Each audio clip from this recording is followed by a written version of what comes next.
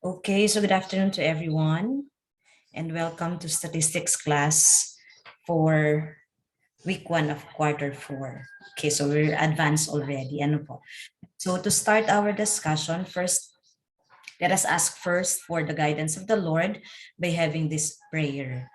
So join me as we pray in the name of the Father and of the Son of the Holy Spirit. Amen.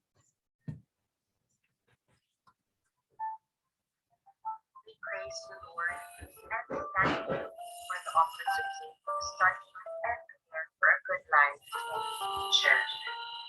Guys, bless our parents who work hard to support us. Bless our classmates and all the people who care for us.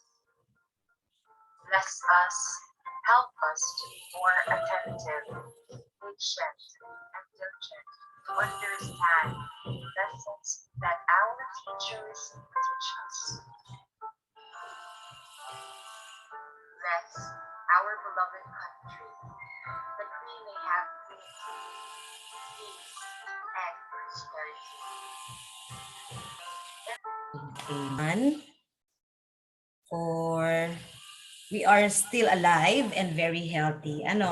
So bago tayo pumunta ulit sa discussion natin, pwede ba ako maka-request na mag-open kayo ng camera? Miko anak, you know what to do,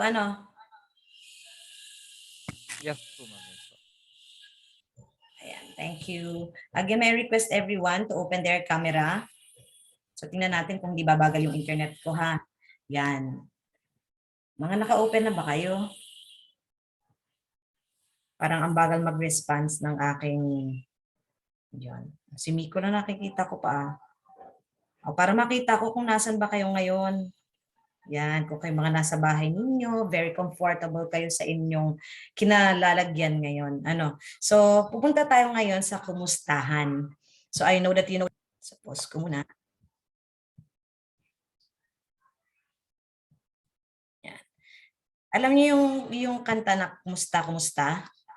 Pambata siya for our kumustahan kasi I want to feel everyone, gusto kong ma-feel niyo na tayo ay mga bata pa despite our age. So napakasarap sa feeling na tayo ay mga bata pa. So paano pong gagawin natin? So siguro tatawag lang ng mga tatlo from you and say something. Kumusta na nga ba kayo sa panahon ngayon? So ipipin ko lamang kung sino yung mga magsasalita, ha, or kung gusto may mag-volunteer, you can raise your hand. Okay?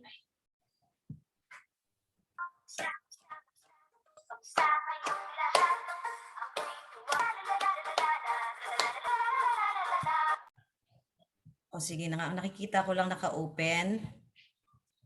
Ayan, Miko. Ikaw na ang una. Kumusta ka naman ngayon? Maayos naman po, ma'am. Gaano naman ayos? Hindi na, medyo puyat lang ho. Okay. Bakit napupuyat? Pwede ba sabihin? Sa mga requirements, yun na lang, siguro. Tama ba? Hindi po. Iba na po ako. Mm-hmm. May gala ho ako kagabi. Ayan. So thank you for that, Miko. Okay, let's continue the song.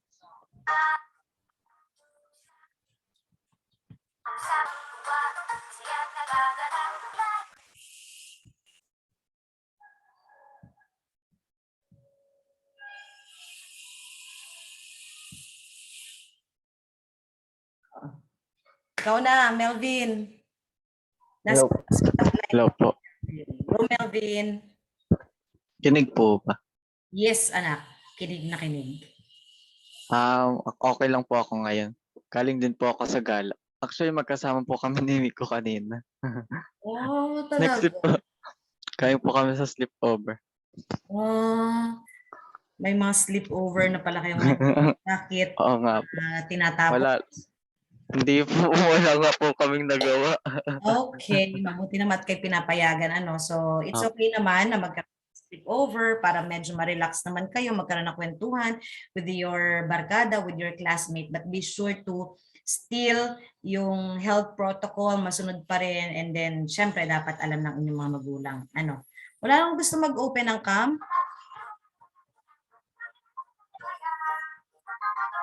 Si Lance pala, naka-open din ano. Lance, hindi ko na ipipin. Lance?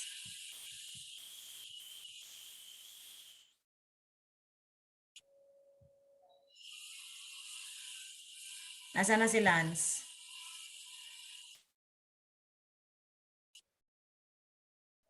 Okay, mukhang nawala sa connection si Lance. Ayan. So again, sabi ko nga, Susana, okay tayong lahat. Ano? So napakasaya na mapakinggan yung kanta kahit pambata at hindi na tayo bata. Okay? So again, welcome to session for Statistics 1. It's all about testing hypotheses. And at the end of the session, you are expected to first define and illustrate the null hypothesis, alternative hypothesis, level of significance, rejection region, and types of errors in hypothesis testing. Second, identify the rejection region and non-rejection region and the critical values. And lastly, differentiate type 1 and type 2 errors in claims and decisions. Okay, so these are the main objectives for our today's discussion. Okay, and to start with, I have here learning task 1. This is just a sort of review of what we had last time. Okay, so konting review lang dun sa pwede nating magamit sa session natin ngayon. Okay, so this is entitled Where I Am Now. So pwede ninyong seryosohin, nasa sarili ninyo, nasa na ba kayo talaga sa mga panahon ngayon. Okay? And so with our direction, you need to identify the region where each of the given values falls. So here is the graph, the diagram, and you'll just answer A, B, or C. For the region A, for this part of the graph, then B for this, the shaded region, and this one for region C. Okay, so it will depends on the given T value. Okay, again, if you want to answer, you may raise your hand. Okay, so anyone for number 1, you must first read the given T value and then afterwards say your answer, whether it is or it belongs to A, B, or C. Anyone? Yes, Francine.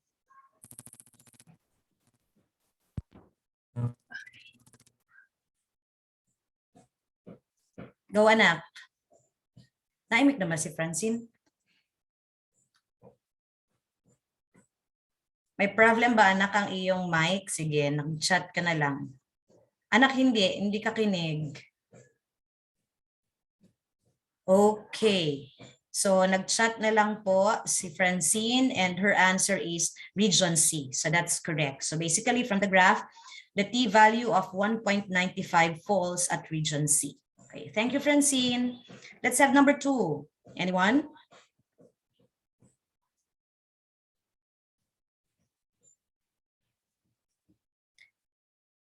Yes, Romel. O, partida na ha, galing pang Japan yan. O, go, Romel. I-read po ba ma'am yung problem muna?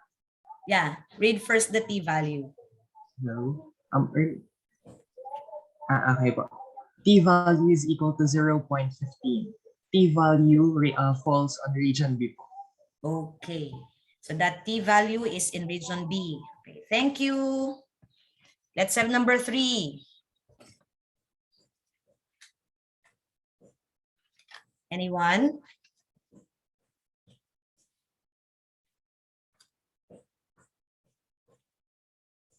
Can I hear the voice of VJ? Anak, if walang problem ang mic mo. Hello po, ma'am. Am I audible po? Ayan, yeah. T value is equal to negative 1.45 po. T value of negative 1.45 po falls under region B po. Okay, so that's correct. Under region B, the negative 1.45. Let's have number 4. Kuya AJ. Ayan, pwede ba natin marinig si Kuya AJ?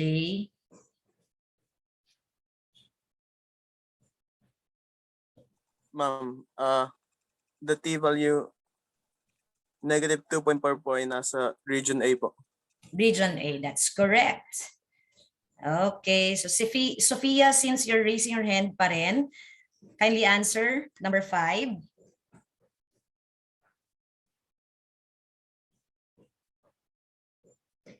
Hannah Sofia Hernandez, anak. Sophia, where are you? Nawala na. Parang, okay. Okay, so may problem siguro ang mic ni Sophia. So she answered at region C, CT, which is equal to 2.73. And that's correct. Okay, thank you so much.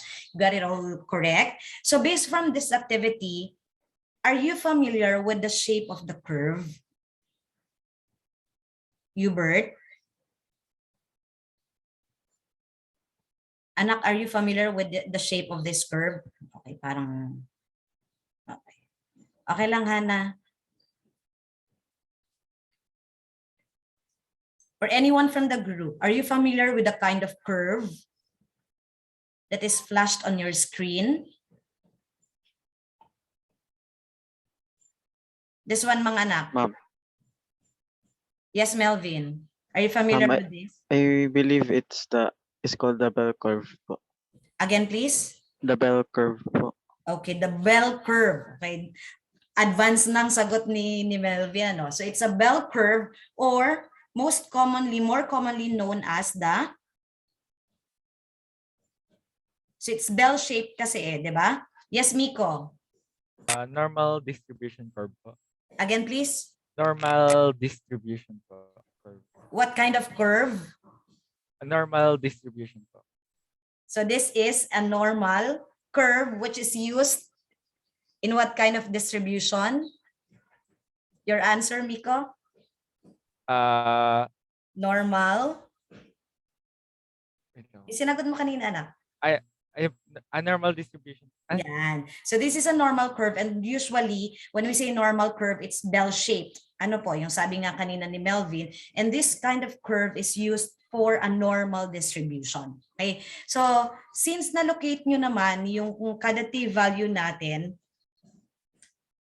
was there anything or any concept in math that helped you in locating which region each t-value falls? Meron bang nakatulong sa inyo? Anong concept na napag-aralan natin before ang nakatulong sa inyo to locate the value of the given t-values?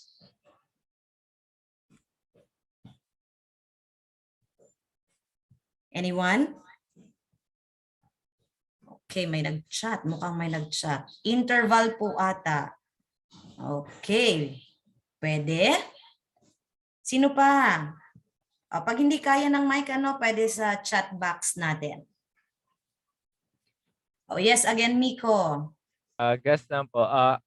Pero as far as I remember, we used po, standard deviation and also the empirical rule po nung normal distribution po.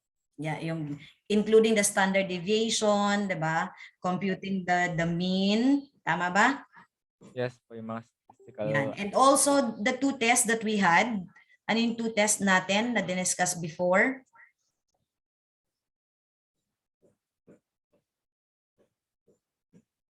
What are those two tests that can help us in testing hypotheses? Yes, Princess.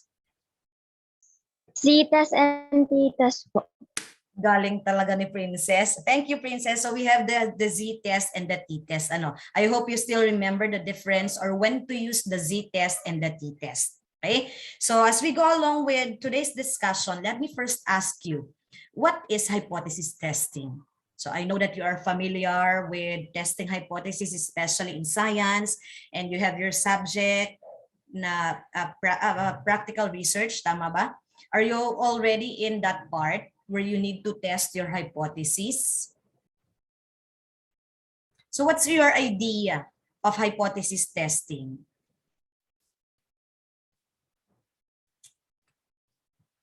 Anyone? Okay, let me see. Who are those Okay, Francine? Wala pa rin. Ayan, Francine, we can hear you. Ano po? Go anak, naririnig ka namin. Ay, sige po.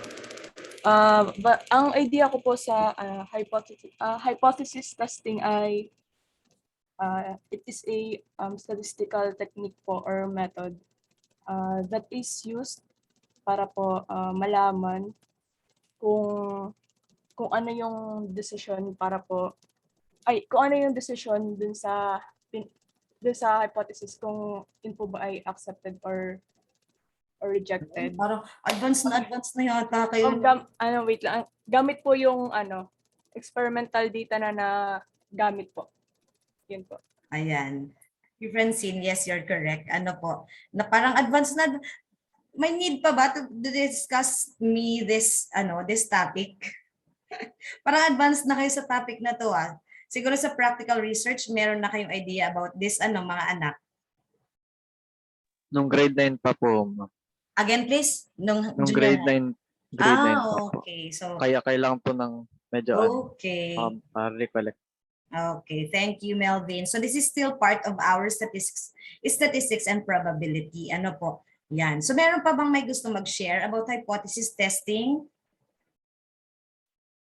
Okay, let me see the chat box. So from STEM B. Okay, sabi dito ni... Hindi ko makita kasi ang name. Ano po? So, a form of statistical inference that uses data from a sample to draw a conclusion. Yeah, Martinez, conclusion about a population parameter or a population probability distribution. Yes, correct.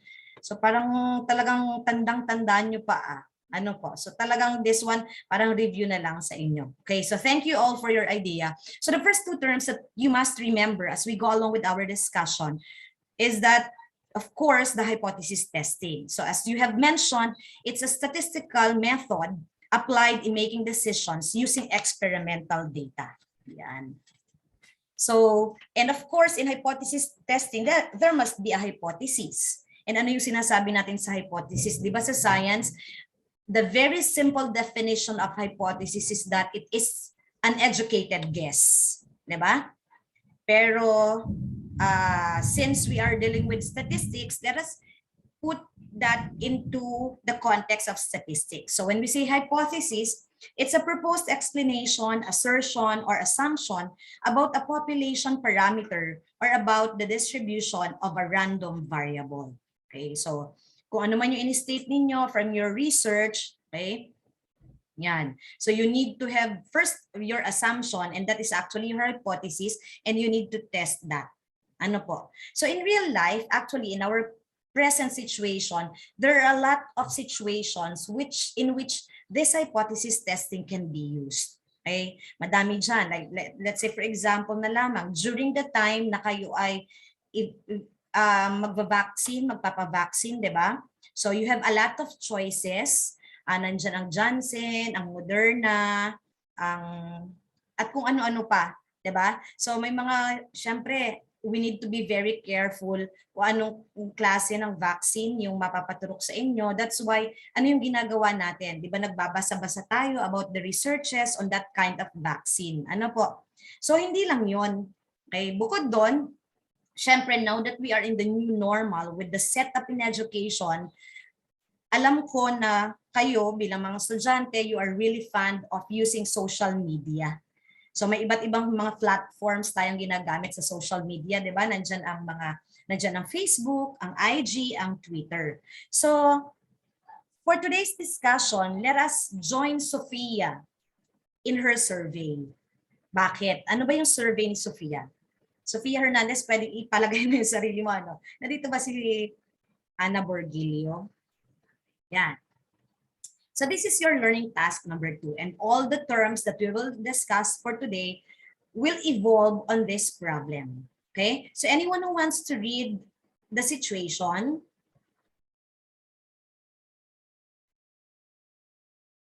sige mga anak. Wag na kayong mahiya. Raise your hand who wants to read the problem.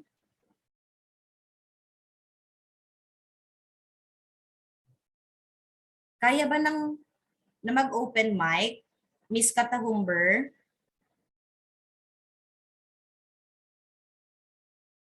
Yes po. Anak.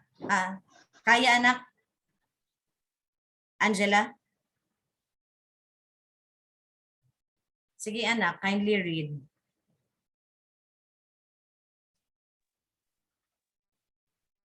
According to a survey, the average daily usage of social media worldwide of global internet users amount of 142 minutes per day. Sophia,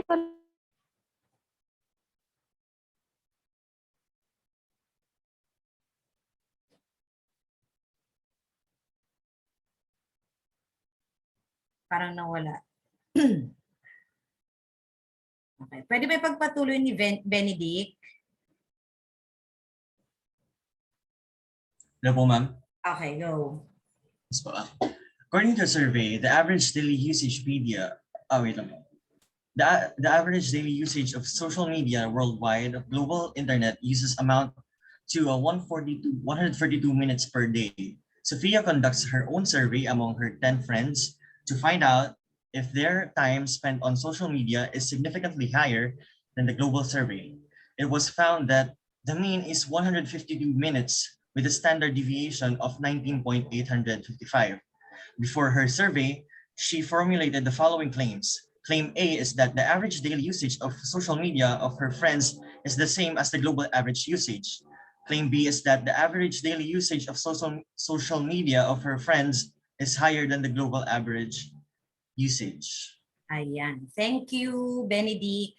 Yan. So, pwede nyo pong mag-take down kayo ng important notes from this problem, or you may take a screenshot of this para hindi na natin babalik-balikan yung slide. Kasi, again, sabi ko nga sa inyo, dito magmumula lahat ng mga terms na kailangan nating matandaan for today's discussion. Okay? So, you have there the 142, which is, so how will you consider this 142? Is this the population mean or the sample mean? Okay, ano ba itong 142 natin? Yes, Princess. population mean po, tapos po yung sample mean is 152 minutes. Okay, the population mean is 142 and the sample mean is 152. Thank you, Diane. Princess Diane. Okay, then of course our N is 10. So she made this survey to her 10 friends, and then the standard deviation is 19.855. Ano po? And then we have here the two claims. Okay? Okay, so as we go with hypothesis testing, the first term that we need to understand is, of course, the two kinds of hypotheses. And what are those two types of hypotheses? Anyone who can still remember? Okay, let's have Romel. The two kinds of hypothesis po are alternative and null hypothesis. Okay, so we have the alternative hypothesis and the null hypothesis. Do you still remember the difference between the two, Romel? Ano po, for like a brief explanation, null hypothesis is the negative form of the alternative hypothesis po. So medyo hindi ko marinig, Romel, ano, pasensya na. Pwede bang anak palaksan ng konti kasi malakas din yung ulan? Hello? Rinig po Pardon ba? me. Go again. If I can remember po, the difference between null and alternative hypothesis is that the null hypothesis is the negative variation po of the alternative hypothesis. Which one states that there is no difference? The null hypothesis is the one that states that there is no difference po. Again, Romel? The null hypothesis. Okay, null hypothesis, yes, you're correct, diba? So when you say null hypothesis, it shows no significant difference. Okay, and of course, Sabi mo nga kanina, yung negation or yung opposite ng null hypothesis is the alternative hypothesis. So if the null hypothesis signifies no difference, then the alternative has. Diba? So it can be greater than or less than or not equal at all. So please take note of the notation used for null hypothesis and for alternative hypothesis. Ano po? Okay. In some books, they use H sub 0 for null and then H sub 1 for alternative. So it's also accepted as long as you know the difference between the two. But for us to have uniformity, then we'll be using H sub O and H sub A. Okay. So going back with the case of Sophia on her claims. So given this claim A, so how are you going to classify her claim? Yes, Shello. I think it is null hypothesis po since there are no difference po. Yan, no difference because of the word is the same as, di ba? So this is an example of a null hypothesis, okay? And in symbols, okay? So we have this one, so the null hypothesis. How do you read this? So this is the Greek letter mu, which is the symbol for what? Population mean po.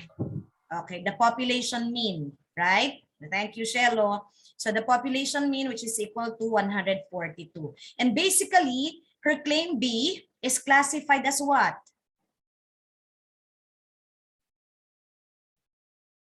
Obviously, the second type of hypothesis, which is the alternative hypothesis, right? So in symbols, so we have H sub A where mu is greater than 142. Okay, so with the case of her claim, please take note of the word higher than. So with this, with the word higher than, so mapapakita niyan yung difference ng dalawa, 'di ba? Yung population mean at saka yung sample mean natin. And then of course, there's an alternative way of stating your alternative hypothesis, or not at all cases that your alternative hypothesis will be stated like this. Hindi ba mga anak? So may mga pagkakataon na makikita natin na, let's say for example, yung claim B natin, pwede nating gamitin yung word na less than. Diba? So kapag state natin si claim B na the average daily usage of social media of her friends is lower than the global average usage, again, that is an alternative hypothesis. Okay po? So magiging difference lang natin, of course, is the symbol. We'll not be using this one, but the reverse of that symbol. Okay? So aside from that, pwede rin natin gamitin yung is not the same as the global average usage. Tama ba mga anak? Ano? So ibig sabihin, yan.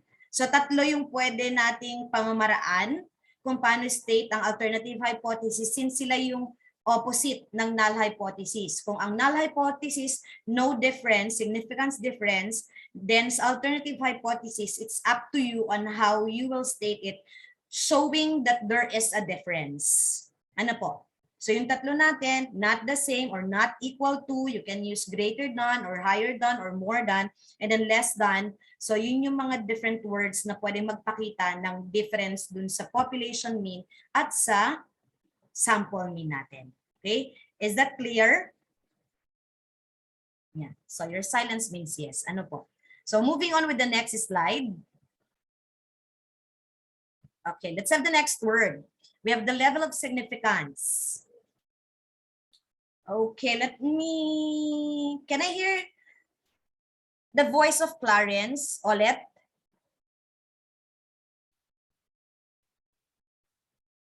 Clarence, kaya anak? Let's have Anika Bakungan. Kindly read, anak, the definition of level of significance.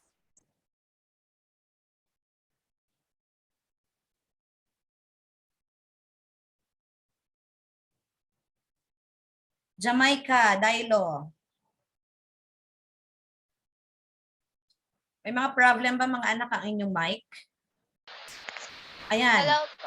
Yan. Good afternoon, Jamaica. Go anak. Level of significance. It is denoted by alpha or A refers to the degree of significance in which we accept or reject the null hypothesis. Yan. Thank you so much, Jamaica. Okay. So please take note that this one is the Greek letter for the level of significance. So this is the Greek letter alpha. Okay. So if you don't want to use the whole phrase level of significance, then you may use this Greek letter to signify level of significance. So sabi nga sa definition natin, that's the degree of significance or the level of significance in which we accept or reject the null hypothesis. Okay? So based from our figure, let's say for example, the commonly used levels of significance pa lang ng mga anak ay nandiyan yung 1%, 5%, 10% level of significance. So let's say for example, you chose 5% level of significance. Ano po? So based on the illustration, ito po yun. Okay? So you have there the shaded region, the 5% level of significance. So ano bang ibig sabihin yan? Okay? So since we are testing hypothesis, will there be any possibility that you will have a 100% of accepting or rejecting your hypothesis, mga anak? Magkakaroon kaya kayo ng chance na mag 100% yung acceptance or rejection ninyo dun sa hypothesis na ginawa ninyo? Anyone who's an idea? May chance kayang mangyari yon? Is it possible or not? O, pwede ba akong makakita ng mga emojis? Happy if it is possible and then sad if it is not. O, pwede ba maglagay kayo sa side ng screen ninyo kung hindi man makaimik ng emotions? Ano nga po yung tanong? Ayan, sino yun anak? Melvin anak, sige. Go ahead. What's Ano nga po yung tanong? Is it possible for us to have a 1% region or accuracy of accepting or rejecting your your hypothesis?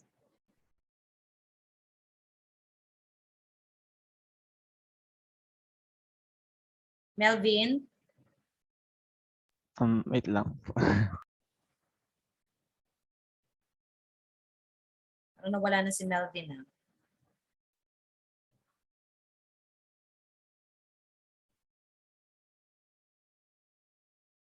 Lance, ikaw Lance, anak.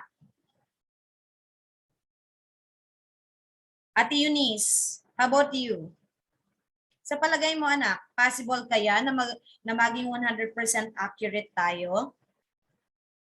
Na ma-accept natin or ma-reject ang ating hypothesis? Yes, Eunice. Sa tingin ko po ay no po. Again, please, anak. No po, ma'am. No, yeah, 'di ba? Okay, it's impossible. 'Di ba? Na kaya nga tayo nagte-test ng hypothesis natin kasi nga po nandiyan yung level of significance. Anong ibig sabihin nun? Let's say for example, you use the 10% level of significance. So it only means that you allowed yourself to commit a 10% of having a wrong decision. So ibig sabihin, 90% accurate ka lamang na maging tama yung hypothesis mo, and we allow ourselves for that 10% na pwede tayo magkaroon ng wrong decision. Ano po?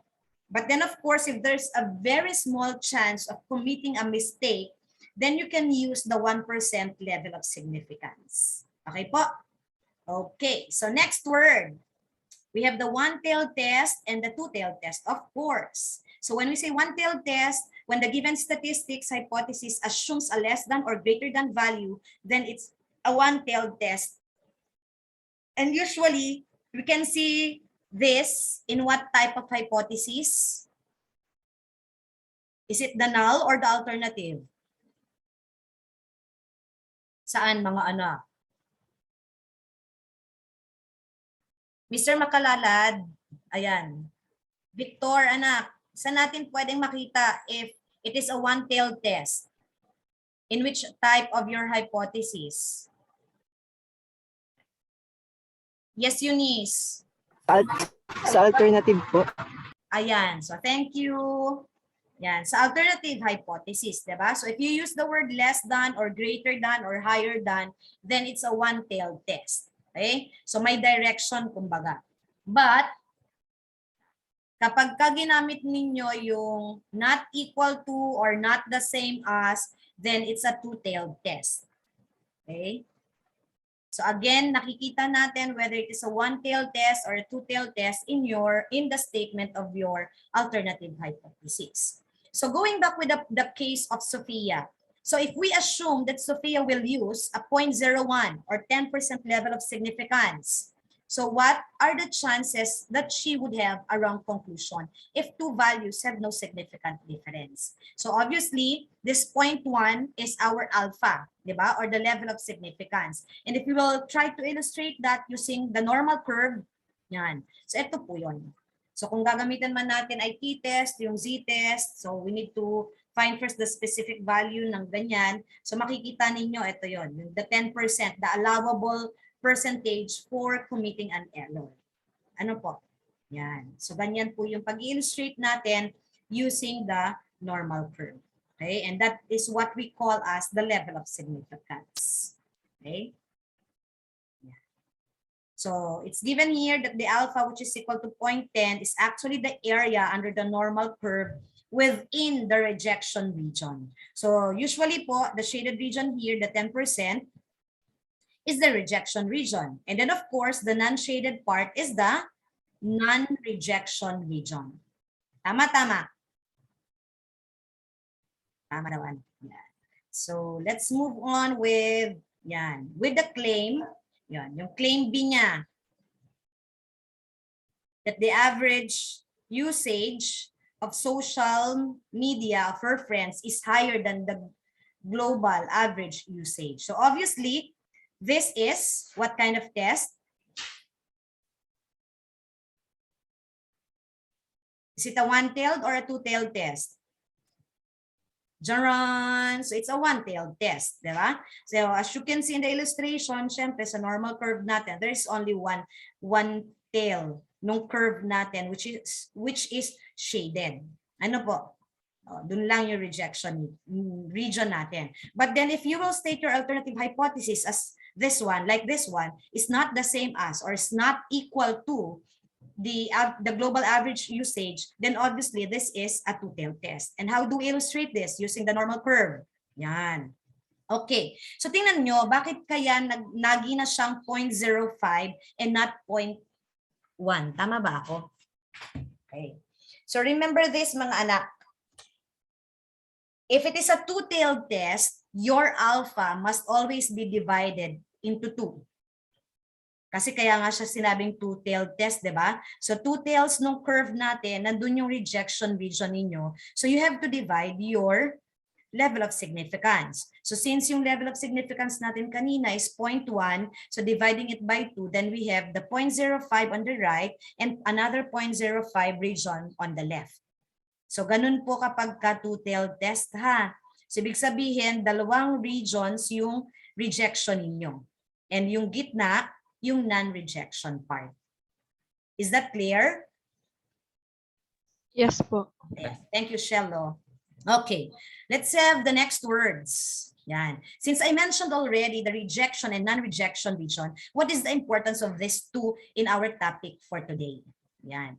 So, when we say rejection region or the critical region, it is defined as the set of all values of the test statistic that causes us to reject the null hypothesis. So if in case your computed value lies on the rejection region, then you need to reject it. But if not, then you have to accept.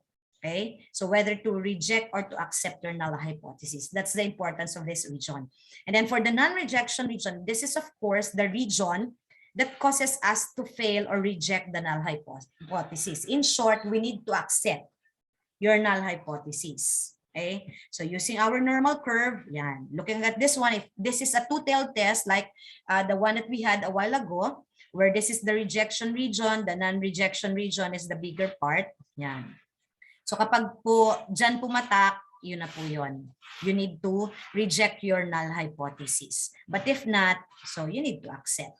And what is this critical value? So when we say critical value, that is the point or the boundary on the test statistic that is compared to the test statistic to determine if the null hypothesis would be rejected. When we say critical value, you'll be able to find this critical value on our table. So kung ang ginamit ninyo ay Z table or T table, so yung makukuha ninyo po doon the critical value. And that's actually the boundary. Ano po, yung sineset natin dito, so yung let's say for example, yung negative 1.795 and the positive negative 1.795, ito po yung boundary. And that's the critical value na tinatawag natin. Then you must locate your test statistic or yung computed value na sinasabi natin. Ano po? Yan. So tingnan natin ngayon ulit sa case ni Sofia. So sabi nga niya, the average daily usage of social media of her friends is the same as the global average. Yan. So this is a sorry. Okay.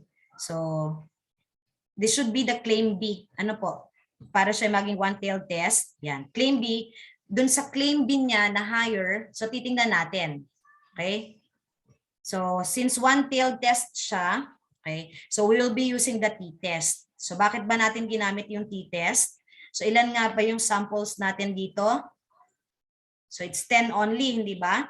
So it's less than 30. So pagka less than 30 yung sample size ninyo, then we need to use the t-test. Otherwise, we will use the, anong gagamitin natin? Kapag greater than or equal to 30? T-test. The other test? Miko, imik na. Z-test po. Yan, the z-test. Okay. So given yung mga numbers natin kanina sa problem, ayan. Ayan po siya. Okay. So will you use your calculator and try to substitute the values for the sample mean, population mean, the standard deviation, and your sample size? And then let me see or let me hear ano yung na-compute ninyo na t-value. Yes, Francine. Ano anak na-compute mo? Bilis ni Francine. 1.593. Yan. Did you get the same value? 1.593?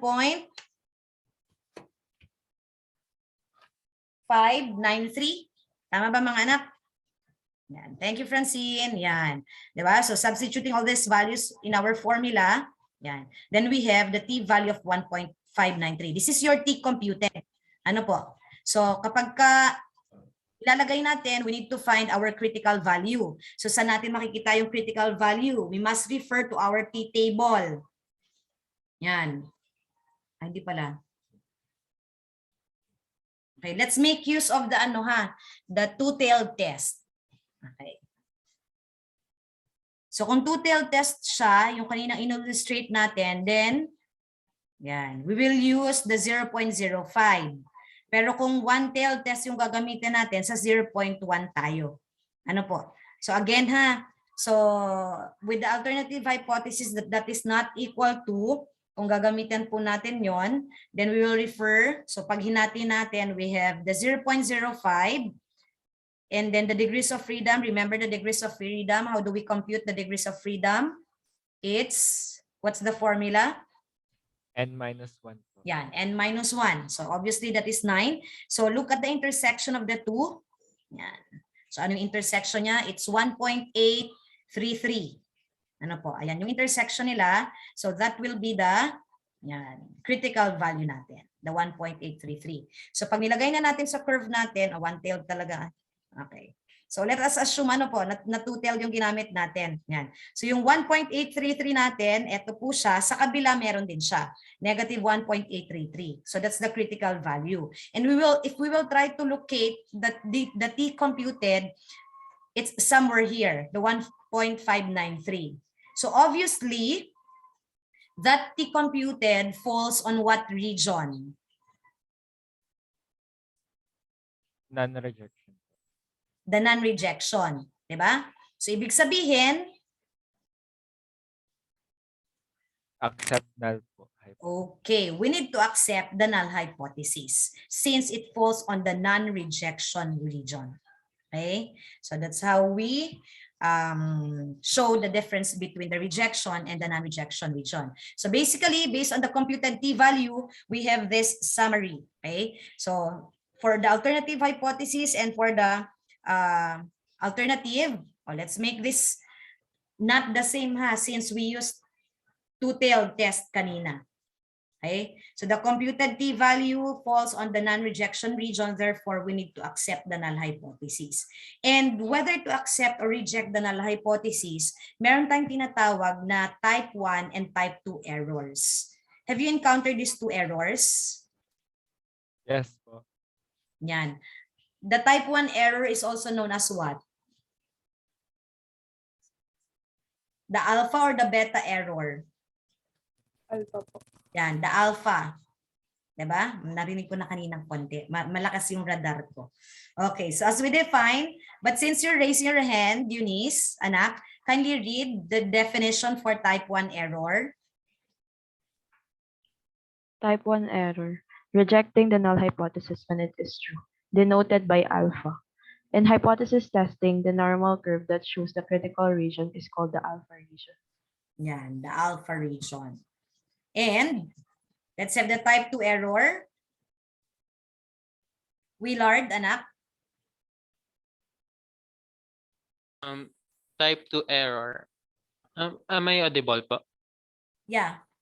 Type 2 error, accepting the null hypothesis when it is false, denoted by beta.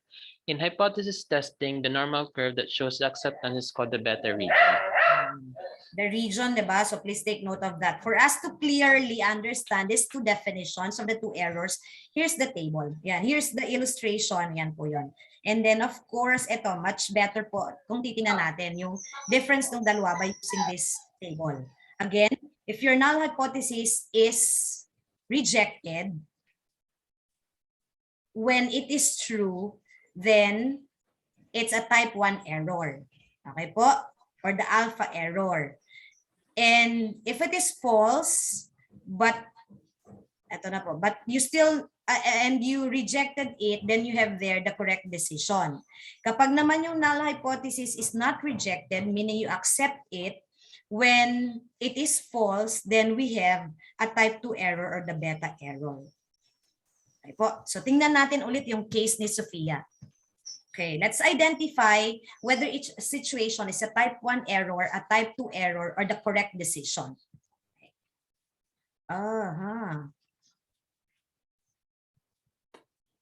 Ayan. So this is an example already. Ano po? So if in case Sophia finds out that her null hypothesis is true and she fails to reject it, then she commits a correct decision. So kita nyo naman kanina dun sa table, di ba? Kapag true si hypothesis and she fails to reject it, so ibig sabihin, kinocommit niya yung correct decision. So nakita nyo ba yung kanina doon sa table? Yan, hindi ko na po ibabalik ha. Let's have the second one. Is this a type 1, type 2, or a correct decision? When the null hypothesis is true and she rejects it, then she commits what type of error? Yes, Shello? Type 1 error po. Okay, so that's correct. A type 1 error. Okay, let's have the third one. When the null hypothesis is false and she fails to reject it, then she commits. Tandaan nyo ba kanina yung intersection? Kapag daw si null hypothesis ay false, nandun siya sa last column natin, and she fails to reject it, yan, sino nang nagtaas? Okay, Lance. Type 2 So po. she's committing what type? Type 2 error po, ma'am. Okay, so it's a type 2 error. Okay. And then next, if the null hypothesis is false and she rejects it, then she commits what type of error? May nag-raise na ba ng hand? Yes, Harold. Correct decision po, ma'am. Sige anak, Harold. Correct decision po, ma'am. Okay, so that's the correct decision. So anyone, any question on those terms? So we have discussed during the review part, we have the hypothesis testing, the hypothesis, the null, the alternative, the level of significance, one-tailed test, two-tailed test, type 1 error, type 2 error, the rejection region, the non-rejection region. So those are the different terms. Ano po? Do you still have questions on those words? Meron pa ba mga anak? Wala na. So we'll now move on with your group activity. Okay? So you may take a screenshot of this and pwede nyo po siyang i-share mamaya. Ano po? So I'll be grouping you na lang into 2 para mas mabilis yung discussion natin mamaya and yung presentation. So you need to think of one situation in our community where you can apply hypothesis testing. And once you were able to think of a situation, then you need to answer this one. Ano po? So pwede na pong mag-screenshot. And then I'll send you to 2 breakout rooms.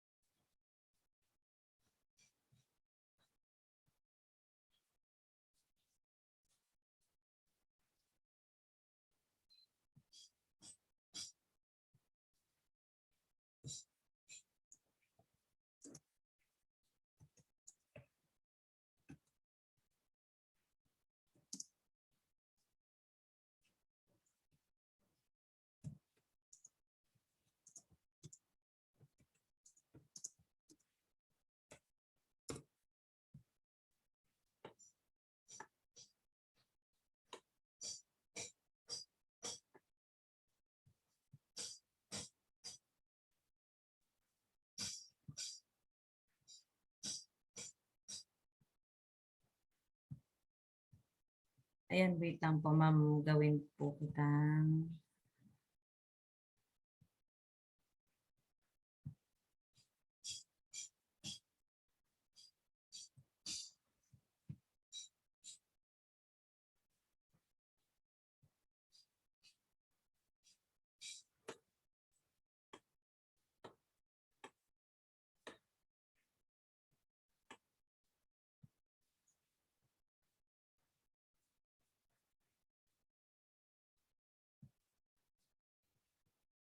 Sure everyone will participate. So if you have an idea, so pwede po and you can choose your group leader. And then yung group leader, siya na po yung, ang tawag natin, magpe-present mamaya.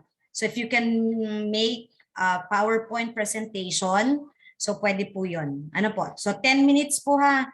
10 minutes.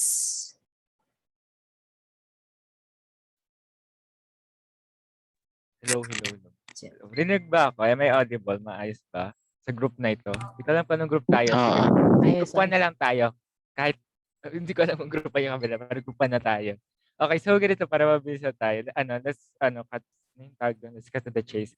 Okay, so ang ating instructions are, wait, pinicturean ko pa. Ayan, cite one situation in your community where you can apply hypothesis testing, then answer the following questions. Okay, dun muna tayo sa main instruction. Cite one situations or cite one problem in our community. Mga anak, start with your discussion. Ano po? So 10 minutes po yan. So pwede kayong mamili ng inyong magiging group leader na siya magre-ready ng presentation. So I forgot to give you the rubrics for this group discussion. Sino nang Romel? Ma'am. Pwede mo nang pangunahan siguro. Sige po. If you have an idea, share it with the whole group, mga anak. So, do we have the same, instruction, given that we have the same learning task fee?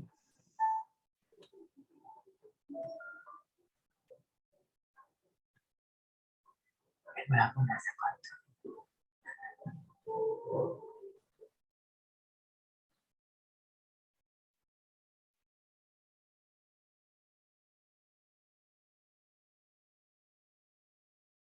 Hello?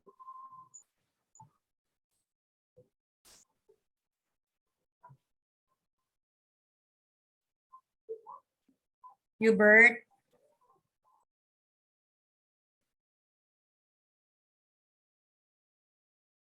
Yes po. Do you know what to do, mga anak? May Nag-iisip nakapag-search pa lang po. ba? Sinong gusto mag-share nung ano? Nung kanina sa problem?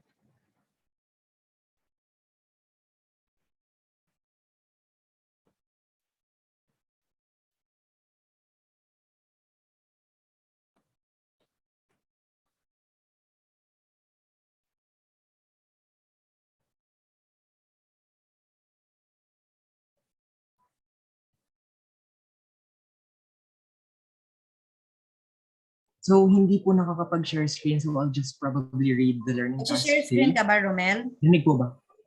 Again, anak? Hindi po kaya, ma'am. Naka-disable po yung share screen. Hindi ko pala kanina na ano. No?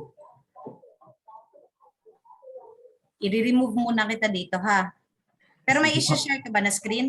Yes po, dun po sa problem. Tapos probably dun po sa presentation. Okay, sige, sige. Remove muna kita for a while.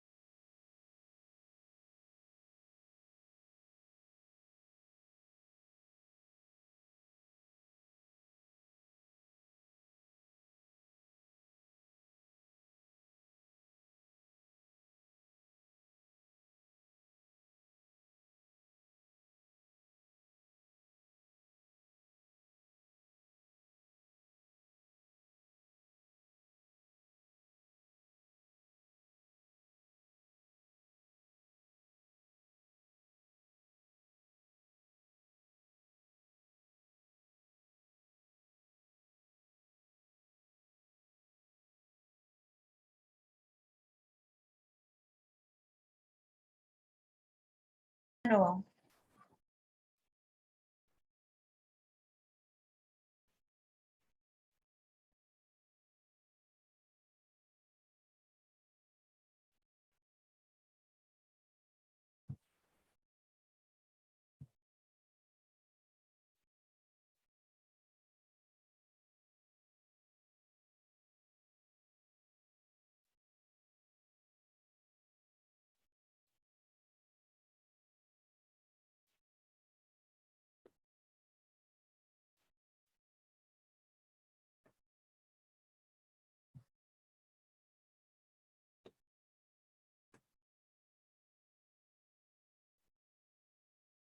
Is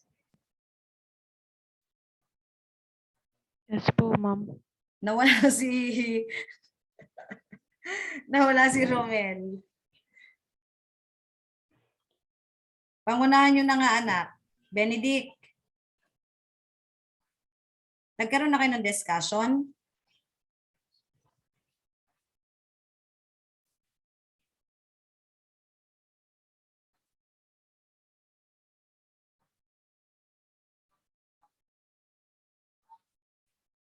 Hubert.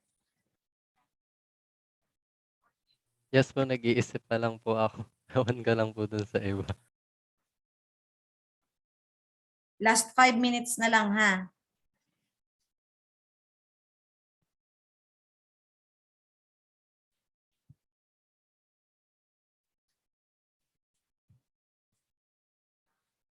Ba't wala sa inyo mga nagsasalita?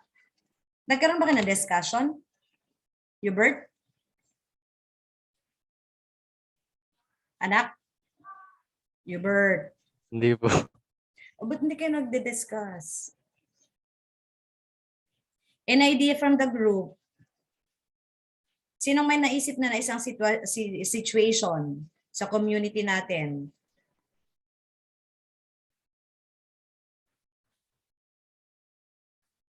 May naisip ka na ba, Hubert? Yung parang problem lang po kanina, pinaltan ko lang po yung O, pwede naman. Share mo sa kanila.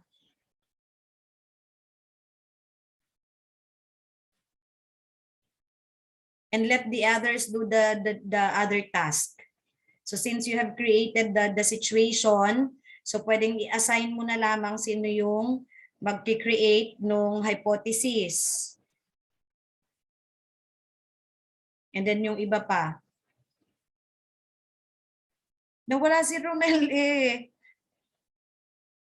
Parang na-remove ko, pero hindi siya bumalik.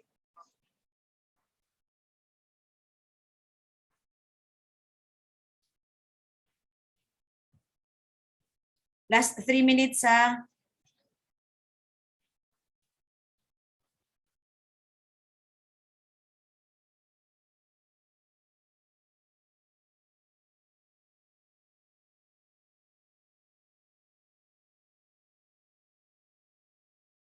If meron, yun na yun. Oh, yun. Miko, Marami. anak, are you almost done? Not yet po, ma'am. Bale, Last 3 minutes, kaya? parang hindi po, ma'am. Parang, Kaya na anak, last 3 minutes? parang hindi po, ma'am. If yung PowerPoint po yung tinutukoy nyo, hindi po kaya mataas. Ano magawa mo? Kahit yung sa Word na lang. Hindi po, ma'am. Bali po, ma'am, nag-usap lang po kami. Tapos pinapalagay. Hindi, pero kaya ko naman pong imikin. Kaya nga Pwede lang, namang pagkuko i-ano mo lang na po. lang, i-broadcast mo na lang kung anong napapag-usapan ninyo. Kung sino Sige. yung magdi-discuss. Ha, last 2 minutes. Okay po. Sige po. Ayan, sige. Kahit dyan, hanggang dyan na lang pala. Kahit hanggang dyan na lang pala. Ano. Okay na yung PowerPoint na yan. Okay. So, sige.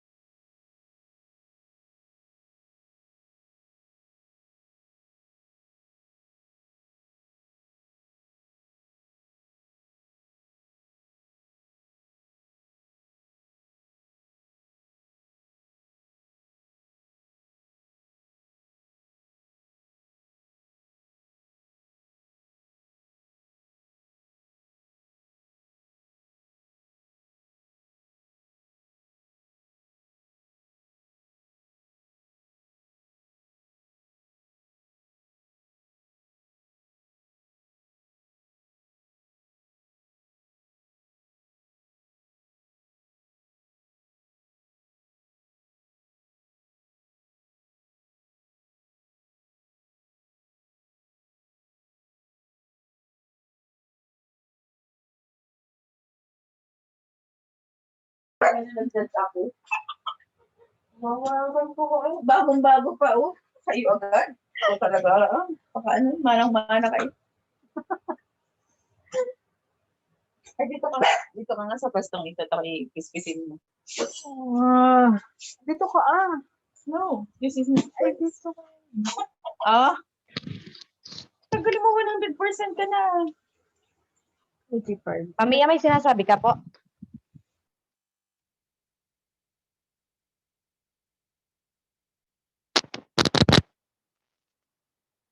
Ayan. So with this activity, I forgot to present to you the rubrics that we'll be using. So I'll send the link of this sa ating chat box. So you'll be graded according to these 3 group process. So kaya kanina pumapasok ako dun sa room 1, sa room 2. So kung nakikita kong merong interaction, yan. So ako lang po yung mag-grade dito ha. Yan.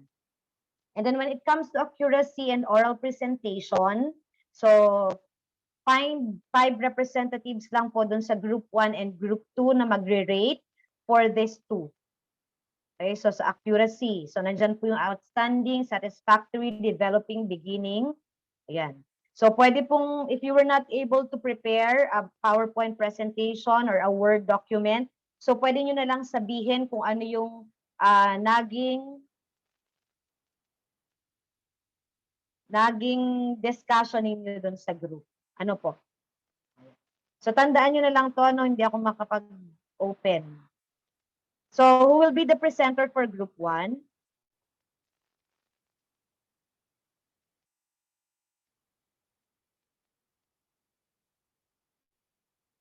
Miko?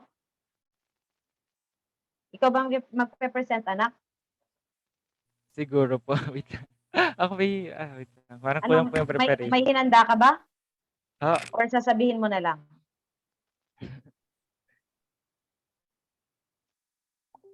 Ayan, okay. So yan po, may binigay na po sa akin. Oh, sige, may pinasa na sa iyo. Nako, di ko ba may pinasa ng dito? Sige, Yes go. po. At ako po ay magulo kausap ngayon. Yan. Okay. Salamat, Shelo. Yan. Pasalamat na lang ako. Okay, so, wait lang po. Let me share po yung PowerPoint na ginawa ko. Ginawa po ng group members ko. Though, parang ano lang ko dyan. Kino-host ba kita? Hindi po, ma'am. Ito-present mo, anak? Ah, Ayan, sige, sige. Ginawa na kitang co-host. wait lang po. May ayusin na akong konti.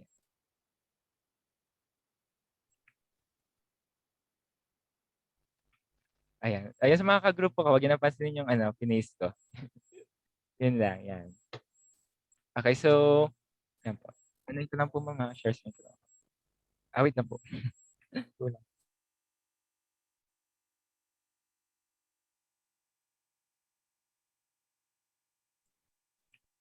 Ayan po, share ko na po.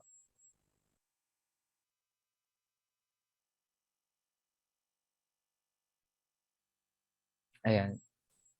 Ayan po, kita na. Wait lang. Parang tama yung present ko or ito yung Ayan po. So, good afternoon, everyone. Good afternoon to our lovely advisor, also to Ma'am Mia, Teresa Miranda, and also to Ma'am Remy Kabungkal. I'm here to present our group collaborative effort to provide we would state a problem that commonly found in our community and pose a solution that while applying the mathematical concept and allow me to present and explain or elaborate the problem that we have come up. Okay, so first, let me read the instructions. Reiterate the instructions. Okay, cite one situation in your community where you can apply hypothesis testing. Okay, the Philippines is located at near the Pacific Ocean, where we experience 20 plus typhoons every year. And during that time, during a heavy rainfall or typhoons, our sewers or canals have been always flooding because of heavy rainfall and also due to the fact that there's numerous garbage, tons and tons of garbage or trash that are found in our canals due to improper waste disposal or just trash or just by just simple littering trashes or little bits of plastic. So that's were the root cause of the flooding of canals here in the Philippines. And as of now, and as of today, we have experienced a heavy rainfall in Lucena City, uh and uh, uh, I, previously I go out kanina po I go outside and look at our streets and it's flooding. So it's really a problem here in our place po. So that would be our problem statement here is in the city of Lucena, clogged canals have been a problem of our community. It's stated on the survey that an average of 20 canals were clogged. With this statistic, the barangay officials implemented the Tapat Molinismo. Upon implementing this, the problem with this have been reduced to 5 canals only. Okay, so that would Nico, anak, excuse lang. yes po. Nagsishare ka na, anak? Yes po, ma'am. Hindi po ba kita po ang aking presentation? Sa iba kaya? Sa screen ko kasi wala. Wala po, Sige. ma'am. Ayan, wala nga, anak. Okay, sorry po. Oh my God. Sige po. Pero, sige po. Let me stop sharing po. Maybe, yan. Pero don't no worries po because ano po, lahat po yun ay improvise. Except for the last part. Yan po. Meron na po or wala pa rin po? Ang Parang aking. yung upper part lang sa screen ko. Sa inyo ba, mga anak? Sige po. Yung sa original na Canva tab na lang po ang aking.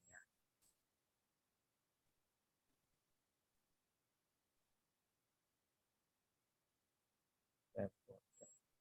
Pag ito po, ma'am, ito pong Yan, parang kita notes. yan, Ano anak. po. Sige po. Wala naman po akong nakalagay ditong notes. Okay, so yan po. So these are group PowerPoint. So I already have stated this. So let's move to the important part of this. Okay, so let me repeat for what I've said. In the city of Lucena, clogged canals have been a problem of our community. It is stated on the survey that an average of 20 canals were clogged. With this statistic, the barangay officials implemented the Tapat Molinismo upon implementing this program. The problems with this have been reduced to 5 canals only. Okay, so based from the problem, the population mean of this of the average canals per clog is 20. While and okay, while the sample, though it's not really the sample mean, but it's been quite reduced to 5 canals. So it's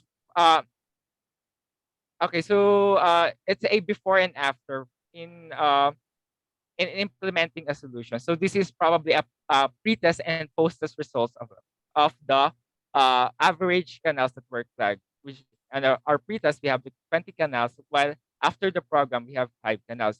So what is the hypothesis that we can derive from this problem? Okay, so the null hypothesis that we can state here is there is no significant difference between the numbers of clogged canals before and after the implementation of the Tapat Molinismo program. That would be our null hypothesis.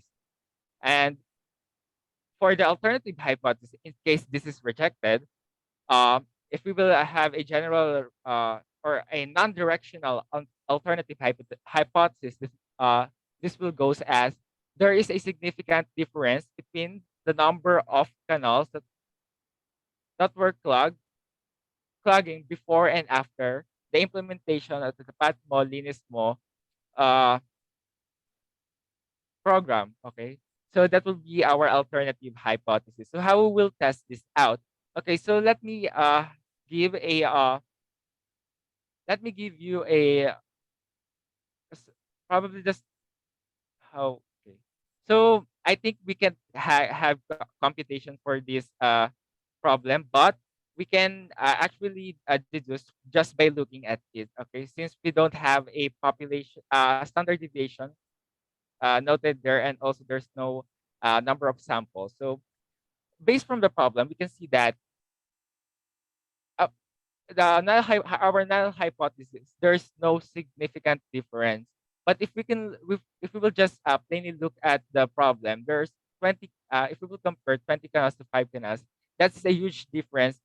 Even though we are not statistically computing it, but I think 75% difference between the original and the original one and the post test results is actually significantly different. Thus, we can reject the null hypothesis and accept the alternative hypothesis, which is there is a significantly difference between the number of flags before and after the implementation of the program.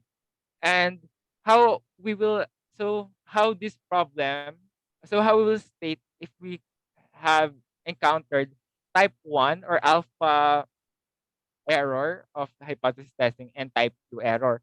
Okay, so type 1 error states that the null hypothesis is true, but we the null hypothesis is true, but we rejected it. So uh okay, so it's it is true that there is no significant difference between the number of flags, but we we rejected it. So that would be the type 1 error. And on the other hand, the type 2 error will be if the there is the null hypothesis is false, but we accepted it, which is there's no significant difference between the before and after the number of logs before and after the implementation of the program. And even though it is false, we accepted it. So that would be the type 2 error situation here in the problem. So that would be all. Thank you for listening. Sorry, our group we have limited time, so we can't have a comprehensive statistics to provide with you to compute for statistically compute for this problem. Thank you, po. Though with the time constraint, you were still able to have a very, very fresh community problem. Ano? So, napaka-timely niya dahil sa lakas na rin ng ulan. Ano? So, siguro nga ay limited yung time natin. Kaya, kung titingnan natin, yung test statistic na dapat sana makita natin na gagamitin ninyo, hindi na naging part. Ano? Pero I'm very much aware na kaya nyong gawin kung mas mahaba pa yung time. So, with that, thank you, Room 1 or Group 1. How about from Group 2? I have sent already the link sa chat box ha. So makiki-access na lang po sa Google Drive nung rubric. So again, from Room 1, mag-assign na lang kayo ng 5 na mag-grade para dun sa oral presentation and accuracy ng ipe-present ng Group 2. And then same case with Group 2, yung sa pinresent ng Group 1. Okay, any representative from Group 2? At medyo extended na tayo.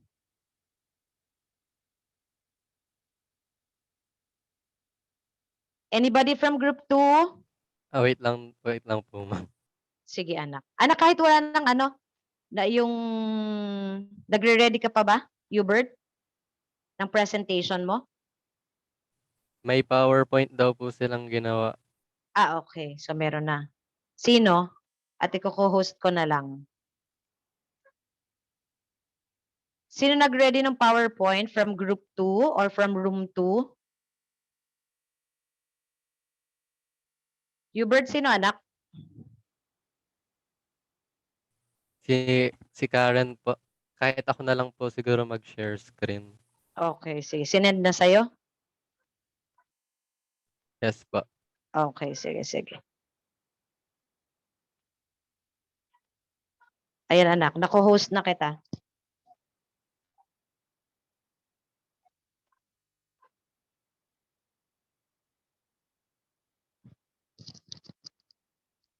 Okay.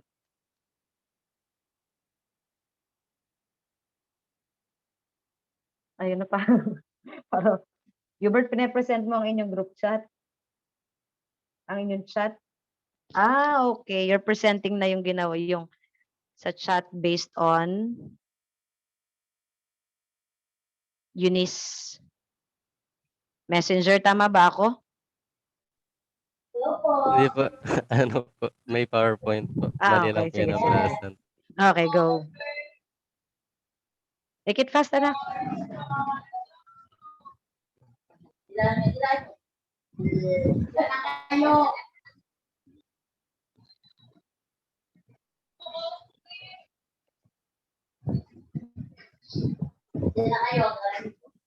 Pakilagay po sa drive ninyo ha, yung rubric na sinend ko. So pakisave sa inyong G drive.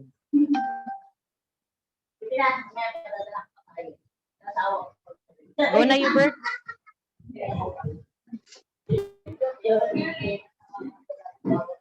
Hubert, anak. Ayaw po makapresent ng nasa tab lang po, na punta po sa Messenger.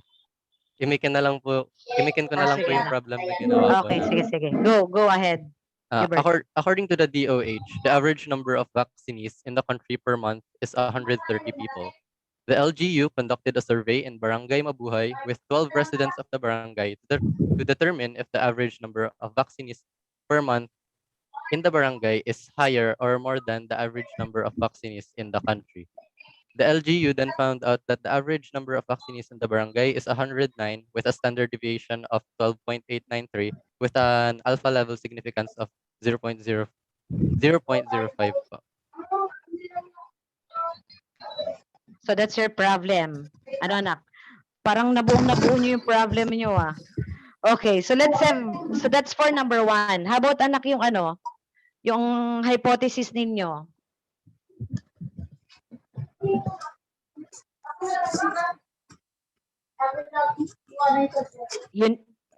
Eunice, anak?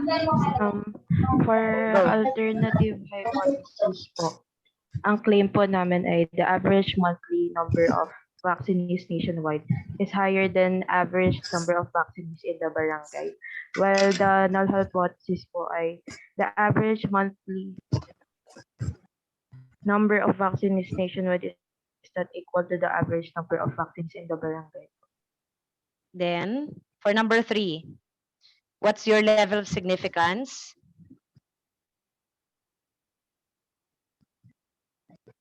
O, sino naman from group 2? So yung third na. What's your level of significance? Were you able to sketch the rejection region? Eunice, anak, pwedeng ikaw na mag-continue?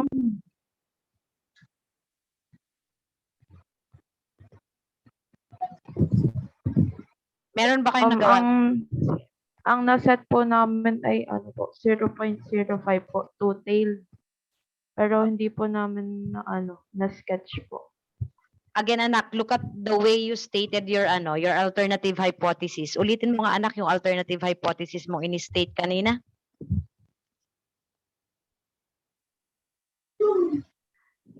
Alternative hypothesis, the average monthly number of vaccines nationwide is higher than the average number of vaccines in the barangay. Okay, so you use the word higher. Oh, if it is higher, So, what one-tailed po. Yeah, okay, One-tailed that's po. correct. Okay. So it's a one-tailed test. And you use 0.05 level of significance? Opo. Okay. What type of test? Is it a Z test or T test? T-test po. Kasi po yung number of namin po ay 12 po.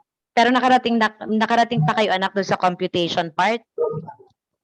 Or hindi nyo na nagawa? Na po namin narating. Ang t-value po namin ay negative 5.642 po. So that is what? Accepted po. Okay, so your null hypothesis is accepted. Ano po? Sa type 2, possible type 1 and type 2 errors, nagawa ninyo, anak?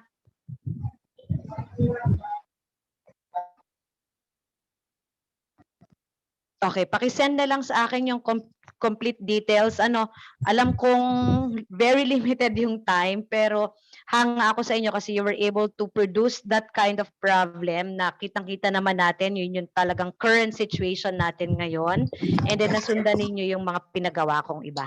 Ano po? So again, choose 5 members from your group to rate the presentation of group 1 coming from group 2, yung magre-rate, and then coming from group 1, yung presentation ng group 2. Ano po? So ako na po yung magto-total kasi nga yung group discussion, ako lang yung nakasaksi nun para sa magkabilang grupo. Ano po? So, well done mga anak. So, let me continue with... So, ito po yun. Okay? And then, to sum up, so yung link. So, this is just for the summary, kaya na ang net. Ayan. I'll analyze, ayan. Sama. Kaya lang parang, ano niya. Yan, parang hanggang ganyan lang nagpe-play mga anak. Ayaw mag-play.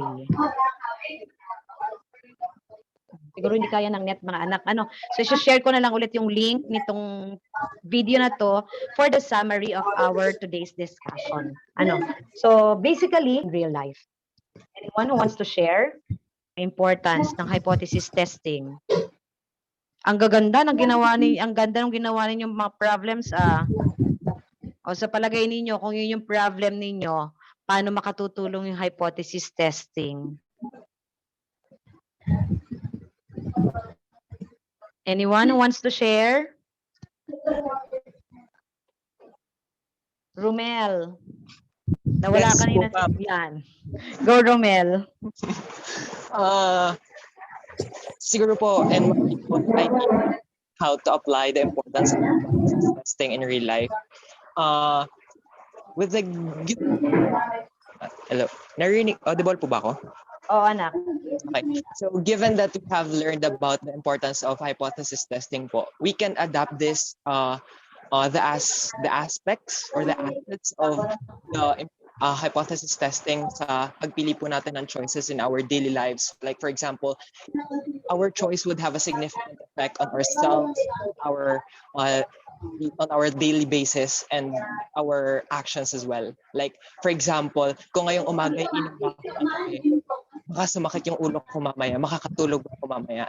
And with sa simpleng pag-aaral po ng hypothesis testing, we can apply whether or not our actions would have significant effect on ourselves, on our later choices, and our lives as well. That's all po. Thank you. Parang pang Miss Universe Yeah, that's really true, Romel. So alam kong marami kang natutunan sa Japan, sa research na ginawa ninyo doon, sa pagiging exchange student. Ano. So meron pa bang gusto magdagdag? Yan. So kung wala na, we will proceed with your async activity. So I'll be posting this in the Google Classroom for your learning task 4. So may kanya-kanya po siyang direction kung ano yung gagawin ninyo.